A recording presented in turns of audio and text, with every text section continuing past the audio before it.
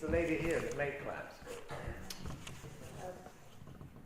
Because I love this. I love this film, Clouds. I thought it was...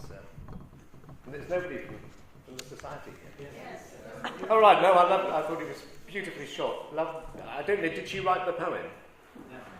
It's any quiz I would have, I would say that the poem was a bit long and was sort of overbearing to the pictures. You weren't really at time, you were watching the pictures, which were lovely, and not listening to the poem.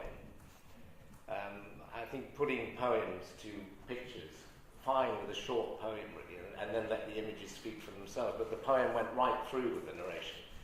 But I thought the visuals were lovely. Nicely composed shots. Yeah, I think that's all I said. The poem, it ran away with yes, too much talking, but I loved the film. It was my favourite, I think.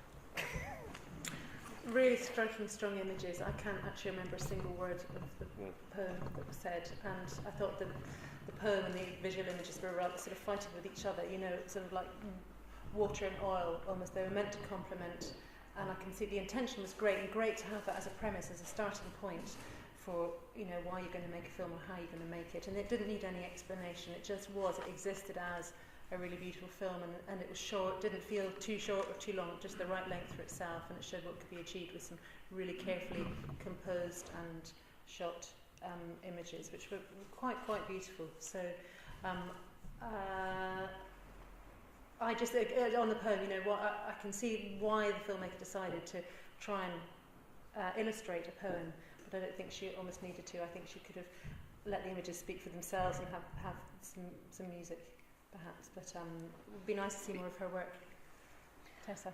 I agree. I mean, I thought it was beautiful. It was beautifully made, and some of the images were just, a joy to look at. There was this conflict, and I think that's what each of us, I think, we came away and we couldn't remember the words of the poem, but the words as you were hearing them were beautiful, and it was a shame that there was this conflict going on sometimes between the images and the words, although they were both pulling you because they were so amazing. And I think that there were some battles going on between them at times. So there was one bit where we actually had the word blue, I think it was heaven's blue smile, I've written down. I'm not sure what the words were. And we've got a very, very dark, stormy sky, as it's saying that. So now I don't think the images have to immediately mirror the words, but if they fight and they're directly opposite, then that it just throws your mind into it, so you have to focus on one, or you think your mind is problem solving, it's trying to work out is the fact it's opposite the message, and so you're doing a double take. And so some other tips I would say is if this was about the clouds, you had a lot of wonderful images. The bits that I liked the best were some of the living bits. So there was a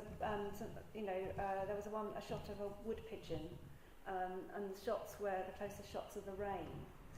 And I think that if this was about the clouds, could you have brought in some more looking up at the clouds? Maybe that would have blended the two together. So we were actually looking up through the leaves, through the treetops with the clouds behind. Maybe with the leaves closer. Perhaps we could have shots of birds flying overhead. So when we look up at the clouds, what do we see? We see often there's birds everywhere above us, so there's more birds in it. Insects, dragonflies perhaps going over, really low angles. I like the hay meadow flowers, but maybe, and that was where the blue sky, that's where I was expecting to see the blue sky. Maybe if we were right, they did go low, but really don't be afraid to get right down in the flowers, looking up with the sky, bright sky, or the clouds behind. Really go right down on your nose down with the camera right on the ground, looking up. When we're looking up at the clouds in the sky, you might see a plane with a track, and you might see, as I say, treetops. So really think about, if it's about the clouds, if we were homing in on those, we would look from other perspectives, and then I think the words wouldn't have fought so much because we're looking at what's in that amazing image. Opening and closing, I've written. I think that it came in very quickly with the poem. And I think, I made the point that your opening was very strong, it was clearly an opening. And I think, and my other message for the films would be, think about your opening you open and you close the film, and don't start too soon with the speech. So we maybe some montage before the poem comes in, and then our mind would have settled and we'd pick up the beginning. Yeah. Yep. I think the reason it came in because the poem was too long, I think, far too... There wasn't a space without dialogue, without the poem going on. But a lovely thing in it was in the rain. I think I think everything should be shot in the rain. And it was marvellous. Rain, shooting rain, lovely through panes of glass. And Tessa's right, if you get a wide angle, shooting up through. And probably the camera didn't have it, but slow motion effect with clouds would have given a beautiful effect as well. Yeah. Seeing it's called Clouds, but a lovely film. I loved it.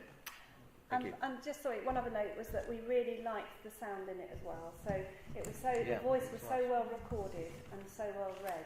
The poem was well read, and the pacing of it was just very good. And we really liked the way the music was dipped, and it just that really worked in film. Thank you.